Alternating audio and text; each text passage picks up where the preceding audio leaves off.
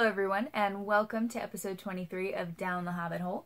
My name is Emily, and today is Tuesday, August the 29th, 2017, and this is my weekly podcast about knitting and spinning and all things making.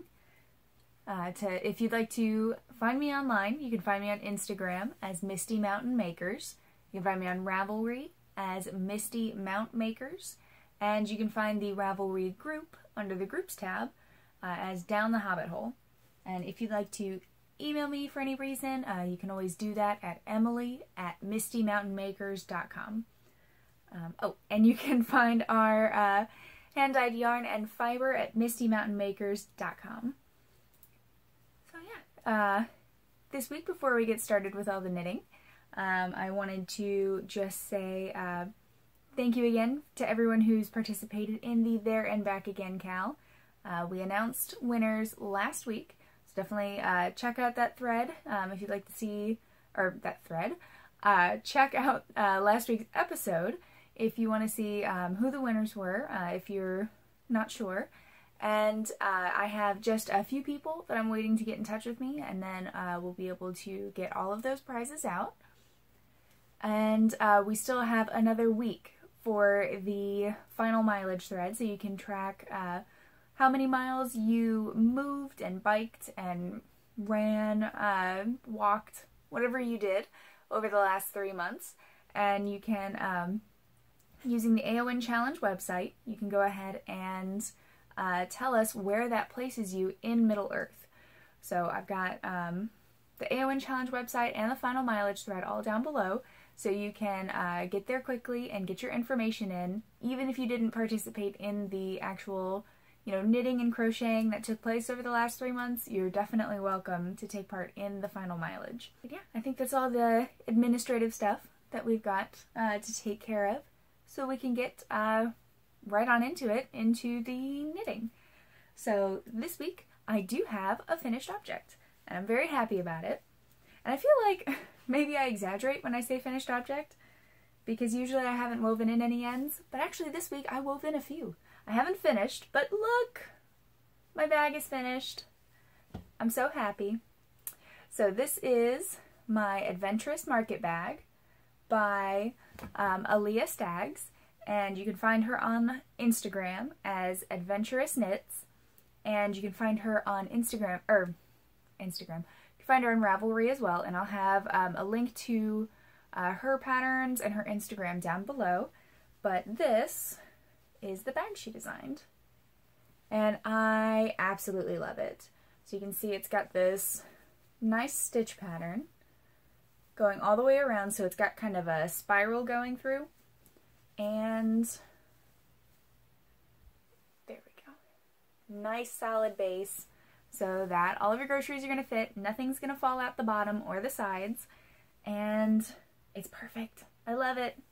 It's got this nice sturdy strap, and the pattern is available now. It's $4, and you'll be able to make your own market bags.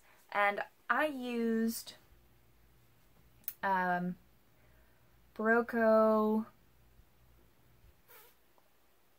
I forgot the name. I'll go ahead and insert it somewhere over here, but it's actually a worsted weight, and it's a cotton acrylic blend. It might have some linen, but I can't remember.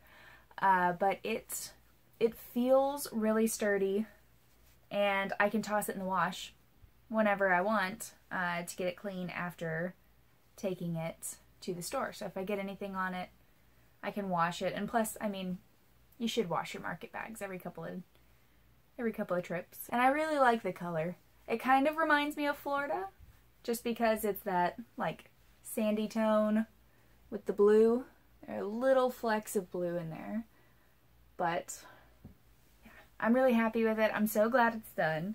I really want to make another one because I had so much trouble because I got so sick in the middle of test knitting this, but I think that if I were to knit it again, I'd be able to kind of blow through it, just because I was so confused just trying to do anything knitting related and trying to get through this lace panel, even though it's pretty straightforward. It's really easy to understand. I just couldn't take it in. So I really want to do it again and have a much quicker and more enjoyable knitting experience. Not that I didn't enjoy knitting it. I'm really happy I have it, and I'm excited to cast on another one, but I need to look through my yarn and see what I have that's appropriate for it. So, yeah, on to whips. So for whips, I have been working on my snowfall sweater. I'm working on it now, actually. I haven't gotten very far. There's my stitch marker. I was only able to work on this pretty much one night and a little bit this morning. We met some friends who were in town, so I really only got to work on this while we were having dinner with those friends. So didn't get too far, and now that I'm working on it, I'm a little hesitant to work on this at church, just because I do have to change yarn every 1 to 2 rows, but I have another project in mind for that. So here it is.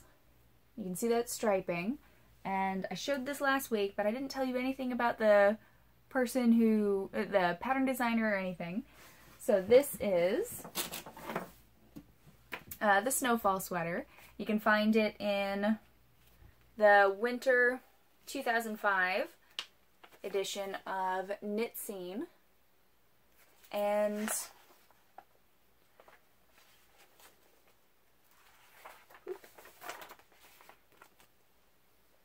there it is, and it's got this really cute detailing on the top, and I'm very happy with it so far. It did have some short row shaping in the back to lower the back and leave the front a little shorter, but with the 2 colors that I was changing back and forth with, I did not think that was going to be a good idea, so I left that out, and I'm just knitting straight stockinette stitch. So I have, I think, 8.5 inches now, and I need to get to 15. So I'm making my way through it. It's going pretty well. And then I'll just split, after 15 inches, I'll split for the front and the back, so I can make this paneling. And then the sleeves are separate. So it's really pretty, and I really want this for fall. The pattern designer is Jessie Osterman. Oh, I'm sorry, Ostermiller. Yeah, Ostermiller. And definitely check this out. It was written for Cascade 220, which is what I happen to use. And I'm knitting it on my Knitter's Pride interchangeables on a US size 5. I'm not sure what the pattern actually calls for, but I actually swatched this one, and that's what I got. So, yes. This was a UFO. I had it shoved away in a basket for the longest time, and I'm really, really happy to be working on it. So maybe I'll get that finished. Sorry, maybe I'll get that finished for this winter, and we'll see what other things I end up putting together. The other item I actually worked on during church. I got a good chunk of this sweater finished during church, and look at it, it's so cute. So this, and I just want to hold it up, look how tiny it is. It's so adorable. This is Flax by Tin Can Knits, and it's the worsted weight version. They do offer a fingering weight version, but this one is Cascade 220 Superwash. My sweater is just the normal Cascade 220, and the only thing that I don't like about this is that, like, one individual stitch is slightly dirty. I don't know how that happened, but hopefully that'll come out in the wash, because I'm going to put it through the wash, since that's how I anticipate they'll be washing it. This is for a friend who's having a baby in late September, so I just need to finish this little sweater. They don't know if they're having a boy or a girl, so they asked for a neutrals palette. And I finished the adorable little body, and it's nice and stretchy, so they can get this over a squirming baby. and I decided not to stripe it at all. And it's just going to go straight into brown, and I'm just going to leave the cuffs brown too, because I think it just looks a little neater that way. So hopefully they'll really like this. I should have the sleeves done pretty quickly, so this should be done by the end of the week. And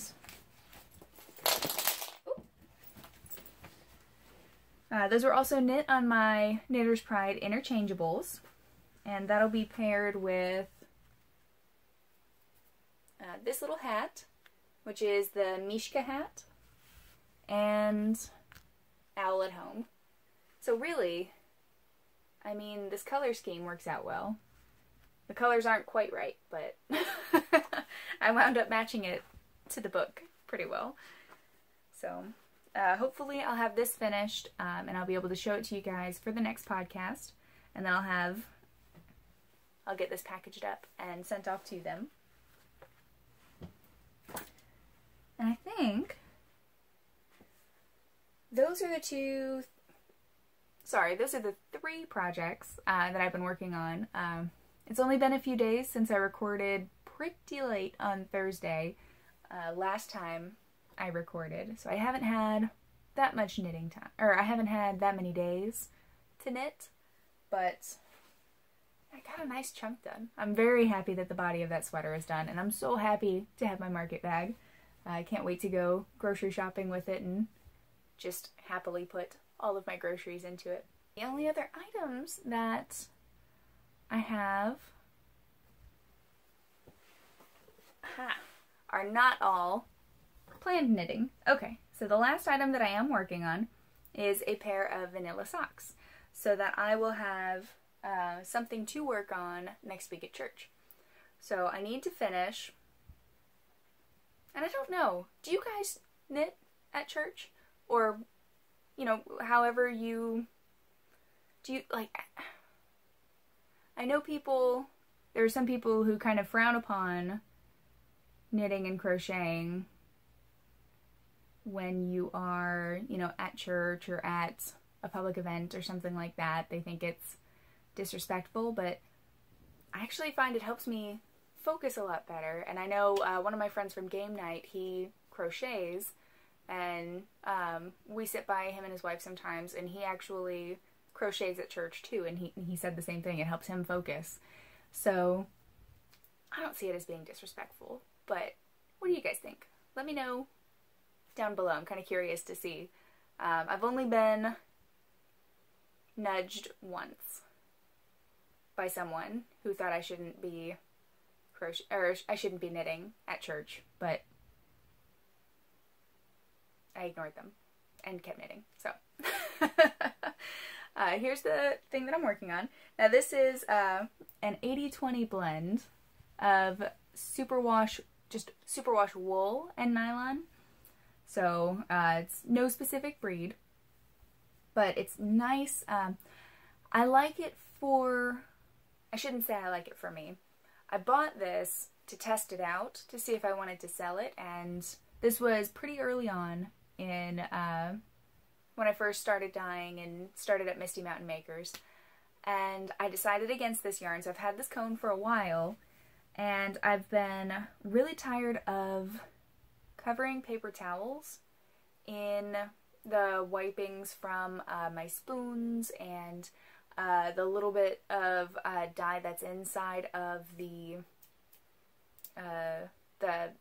cups that I mix up the dye in and things like that. And even just the little bit of dye that's left in the pot. So I started using this. I made this sock blank on my sock knitting machine, and I started testing speckles, wiping off my spoon. Anytime I felt like dye had spilled on the table, if I wasn't sure, I'd just get this little damp and wipe, and you would be surprised the amount of dye that'll come off a table that you could not see before when you get a wet piece of wool on there. So that's what this whole thing is just, and you can see the inside is a lot lighter, which is actually going to end up looking pretty cool, I think. But so here's the whole sock blank, and like if I had dye and I wasn't sure how it was going to speckle, I'd just pour some hot water on it and speckle it up, see how it turned out. It was just kind of a testing rag, essentially. So now I get to knit with it, and I'm going to see how it turns out.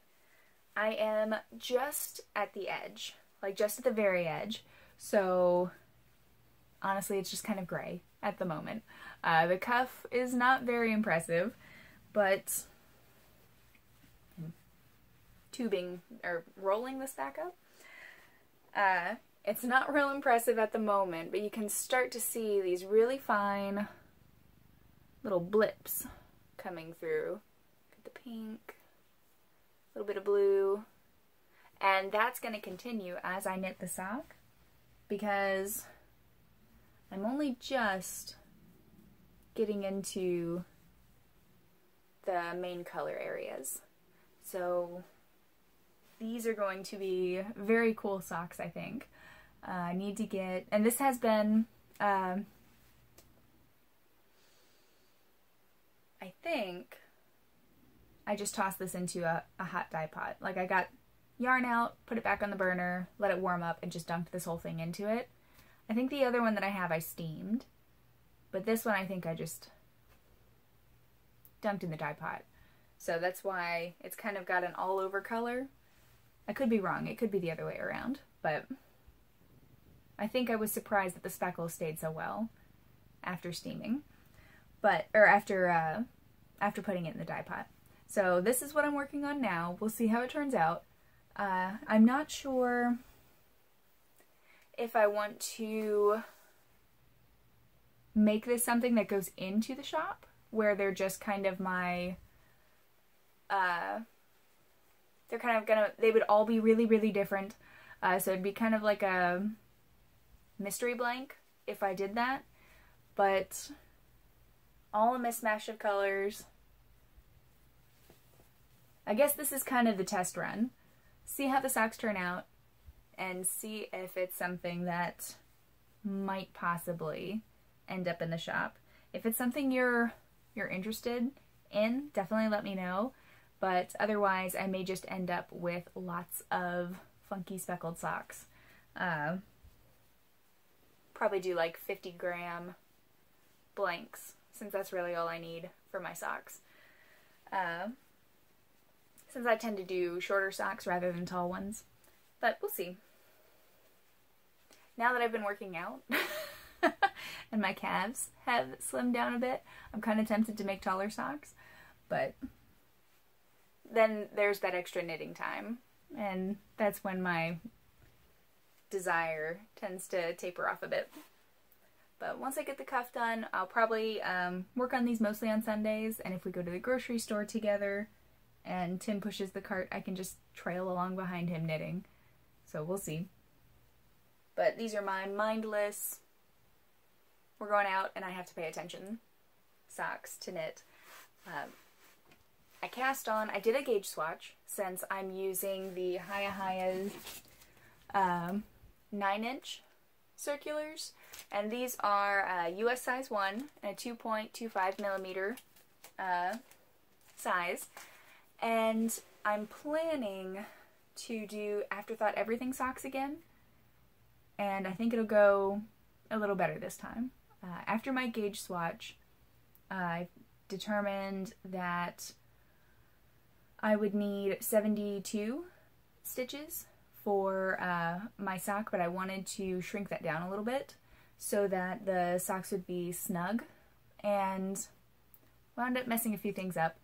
66 stitches is what I wound up with, and we'll see how that fits. I think it should be fine. I just wanted to make sure that I wasn't going to do anything too tight, since I haven't knit socks on those tiny circulars yet. So we'll see.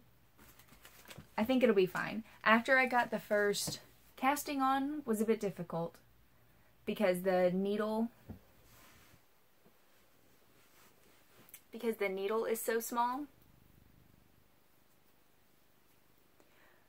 But casting on was a little hard just because you're trying to do long tail and this is all you have to do it. But the first 3 rows were a bit tough. But now that I have some knitting on it, it's going really fine, or really fast. Maybe not faster than normal knitting would anyways, but I think this is going to work out well. It's a little more portable because it's so tiny, and we'll see. That may end up being my preferred sock knitting method. But the only other things that I have to show you guys today are planned. So it's nothing I've cast on yet. One of them I'm going to possibly swatch, but I may not make it in time. So the first item is I want to knit a sweater, another sweater for myself. I think I'm planning on doing flax, another one by Tin Can Knits, but in my size out of this yarn. So this is, I dyed this, it's my hand dyed, and it's on my DK merino base in the Seder. It's the Seder base. It's 100% merino and in a DK weight, and this is what the skein looks like. As you can see, I wound up with a little too much dye. Didn't come out as speckly as I wanted it to. So this is mine. I'm going to end up doing a sample for it so I can show off the base, and also so that I can make a sweater out of it and actually speak with some experience about the base whenever someone asks me about it. But I really love this colorway, and I'm really excited to see it knit up. I think that I'm going to do a larger swatch than I normally would, only because it's not going to be a good representation of what the... It'll help me think about what the yarn will look like, but since the skein is so big, and since I'll be knitting a sweater, so it's going to be... It's going to... If it pulls, it'll pull differently in knitting a sweater rather than a swatch that's about this big. So it'll at least give me an idea, and I can see if flax is the right way to go, or if I want to knit a different sweater that maybe has, I don't know, maybe has some different shaping around the top or something along those lines. I just need to see how the swatch turns out first. But I love the way it looks in the cake. It's got those little darts of black, but mostly all these purples and whites. Whites? Purple and white. And I think this is just going to be gorgeous. So the only reason I say I might not get to that in time is because before I start on that, I want to finish my little flax sweater for my friend, which is just the sleeves and weaving and ends. Oh, if you can hear that, the hot water heater is right over there. So that's what that very creepy noise that just turned on is. I need to finish this, and I need to get this finished before Saturday, because the Knitting Expat, Mina Phillip of the Knitting Expat podcast and Knitting Expat Designs, she's doing a mystery knit along, and it is for her Road to Rhinebeck shawl. And I purchased the pattern. Right now it's only $4, and I think it's going to stay that price until the 2nd of September. So that's this Saturday, and that's when the cal starts. And I believe that's the day that it goes up to $5, which is still not a bad price for a shawl pattern. And it's coming out, I think, in 4 parts. And you're supposed to have 2 different colors of DK weight yarn. And I'd already put that aside for my sweater.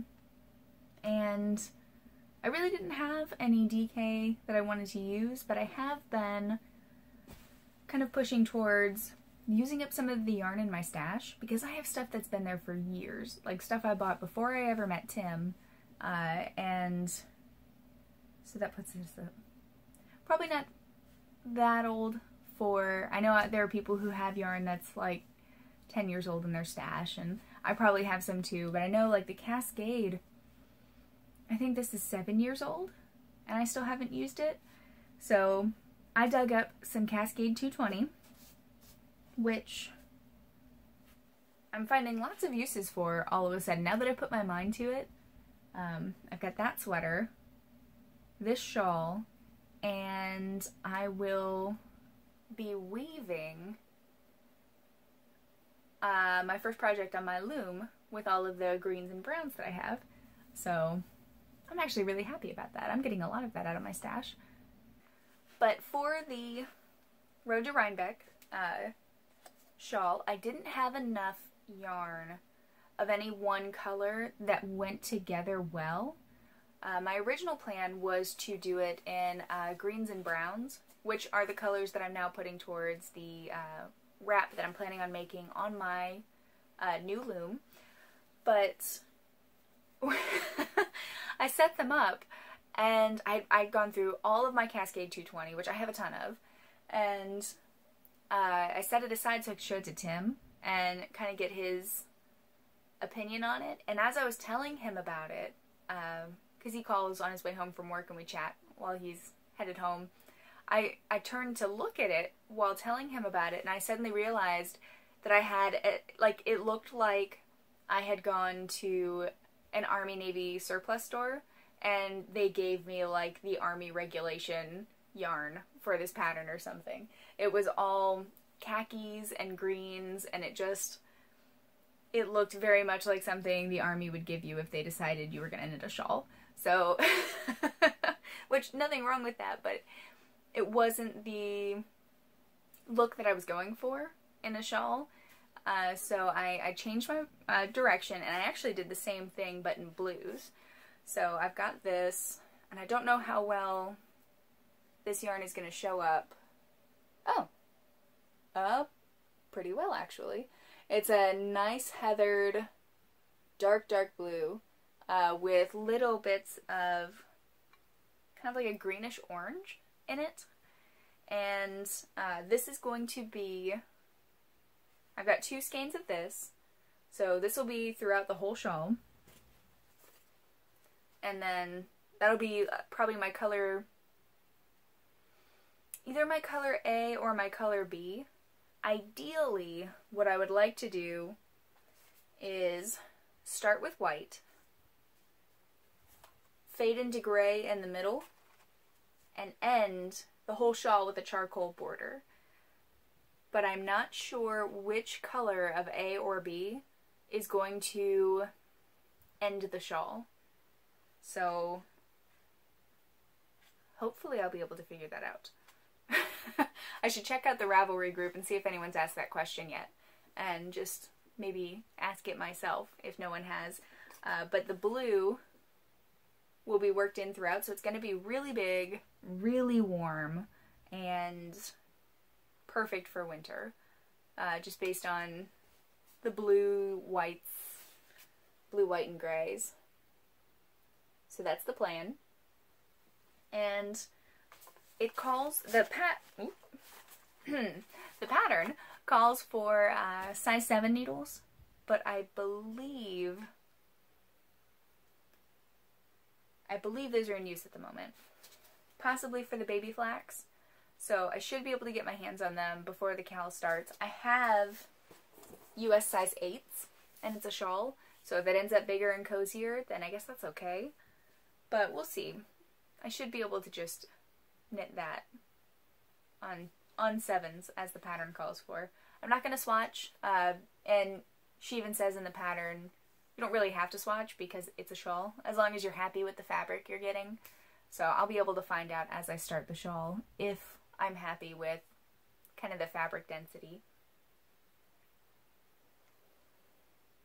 But yeah, I don't know if anybody else is taking part in that knit along. Definitely let me know if you are. She's going to be doing her own knit along, so I don't think there's any reason to have our own in the group. But if there are enough people who want to have like a smaller chatter thread where it's maybe not such a huge group, because her group is pretty massive. So if you'd like to have maybe a smaller group to talk about the cowl and the shawl knitting, let me know, maybe we can do that. But for the most part, I'm planning on just quietly knitting my shawl. I probably won't take part in the chatter thread in her group, and I'll just show you guys as I'm working. So, but I think that's all that I have. I think that's all that I have for knitting to show you guys. I'm still working on getting all my fabric together for my quilt class, which is actually also this Saturday, the 2nd of September. So I'm going to be missing my spinning guild meeting, but I talked with our president and she's okay with it. So I'll be heading over to Maryville to go to Twisted Sisters, and I'll be able to hopefully have my Christmas tree quilt finished by the end of that. I need to get in touch with them and find out about a few items that I don't have yet. But I have another quilt that I'm working on putting together. I showed you guys the fabric last week, and that's one that I might actually, while this is uploading, I might shove the kitchen table out of the way and just lay out all the squares on the floor. I just have to find out a way to keep the dog and the cat from being curious and just bumbling just across the kitchen floor and scattering things everywhere. So we'll see if that's a possibility. It may not be. I'll have to figure out something new. But maybe when Tim gets home, I'll have him keep the animals busy while I do that. I think that's everything we've got for this week. So if you want to, go ahead and leave a comment down below as to your opinion about knitting in public at public events, church, or concerts, or anything like that. Let me know how you feel about that, or if you have an interesting story about anyone nudging you or saying anything while you're knitting in a public place. I'll go ahead and open a thread on Ravelry so we can talk about it over there too. And just in case anyone prefers Ravelry over YouTube for any reason. And yeah, thank you so much to everyone who tunes in week after week. I really appreciate it. It really does mean a lot to me, even if I do say that most weeks. And yeah, I'll see you guys next week. I should be recording on Monday, which is the usual time frame. I should be recording on Monday next week. So I'll see you guys then. Thanks, guys. Bye.